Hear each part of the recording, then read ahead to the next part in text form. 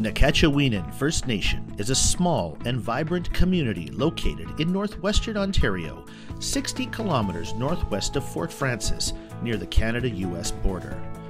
With close to 400 members, approximately 250 of whom live on reserve, the Naicatchewenin First Nation strives to foster, promote, and protect the political, physical, mental, emotional, social, economic, and spiritual well-being of current and future generations.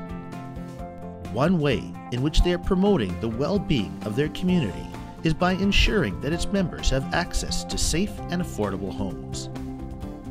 First established in 1992, the Naicatchewenin First Nation housing policy was developed for the betterment of their community.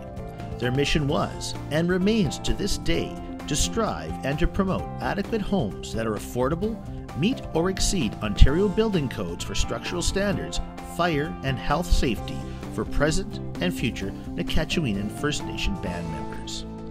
Back in the early 1990s, a number of different factors made it apparent that a housing policy was necessary. Because of the growing population in our community, we always had an issue with shortage of houses. We always had issues with how can you distribute a fair process to families that are in need of adequate housing. And that's basically when we started looking at creating a document that was fair to our community members. I think the housing policy was developed maybe about 1990, somewhere around there. I've seen changes throughout the community since that time. Like probably about 1990, you notice when you go around the community that the windows in some units are smashed out.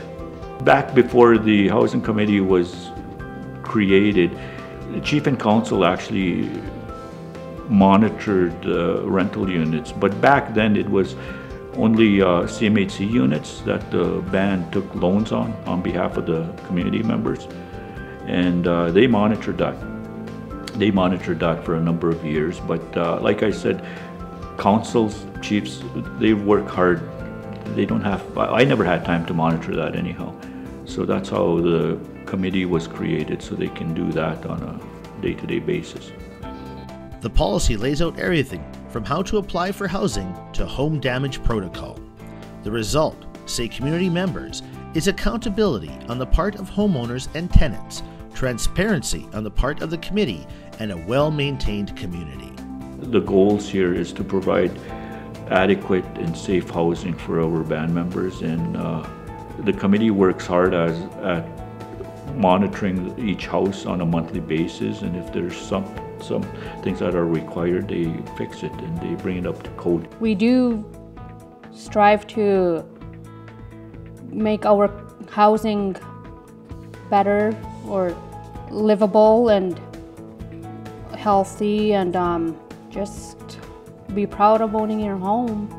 I think it started from then, you know, like people had to be more accountable for their units. Every time I come out to the community, I could find that everything was in order. Financials are in order. They've had no recoil from CMHC Section 95. Along with the policy is the Housing Committee, a group of passionate and committed individuals who oversee the implementation of the housing policy. Housing Committee members are people who, regardless of their occupation or age, are genuinely interested in the housing needs of the community and are willing to work to see those needs met. The structure of the Housing Committee consists of myself, the chairperson. There's a vice chairperson as well, a recording secretary, and 2 sitting members. The Housing Committee goes to great lengths to keep the community involved in the housing process and actively invites applications from all community members when positions become available on the Housing Committee. We have a weekly newsletter that goes out, so if it becomes available, like we're looking for a Housing Committee member, it is circulated out in the community. It has made our community stronger because the members know what's going on or what's coming up, say like next week.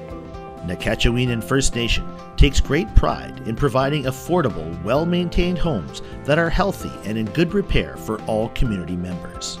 They focus on education, not only for staff and contractors, but for tenants and potential tenants.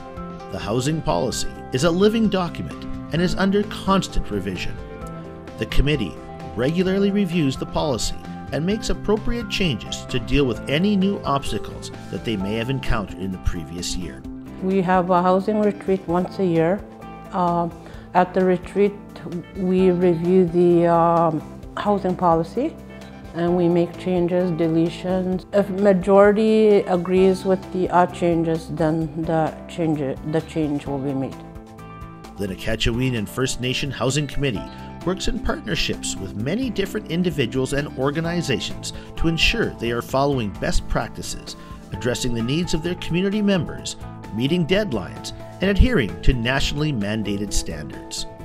A committee such as this one needs to work well together and in these partnerships in order to be successful, and the Naicatchewenin First Nation Housing Committee has already been recognized by the CMHC for their outstanding collaboration and teamwork. It is obvious that the housing policy in the community is working. From the first time I come back here till now, it's amazing what they've done back here, from the old houses that were here at one time till now. It's very, very much a success story. It's pretty fair. Like, if you understand what we're trying to achieve, our goal is to collect rent and use it to upgrade the buildings. We do our best to accommodate our people, like if they need a new fridge and stove or whatever. Yeah, we try and keep them happy. It is ongoing work for the community and the community as well to make this housing committee a success. The Naicatchewenin First Nation Housing Policy and Committee manages everything from applications for housing, organizing financing, managing repair requests, and home and building insurance. Newly developed this year is the upcoming Voluntary Maintenance Program. Homeowners can pay a monthly fee, which would keep the home eligible for band-managed repairs such as roofs, doors, windows, and health-related issues. Some of the homeowners are on limited incomes, and this gives them an alternative to help protect their assets. As a result of their articulate housing policy and their commitment to providing affordable housing to all community members, Naicatchewenin First Nation provides an excellent example of how to effectively manage housing. Hundreds of community members in Naicatchewenin First Nation have felt the direct impact of this work. The positive impact we have from having a policy in place is we are able to give out certificates of ownership to CMHC tenants. So we've done that. We've given 6 of them already to individuals. Yeah, it's quite a success story for them. We can go around later and look, and you can see that they do take great pride now that they're owners. They look after them. Everyone works together. Very impressive. The Northern Housing Conference would like to honor the hard work and dedication of the Naicatchewenin First Nation and recognize them with an Innovation Award. Congratulations.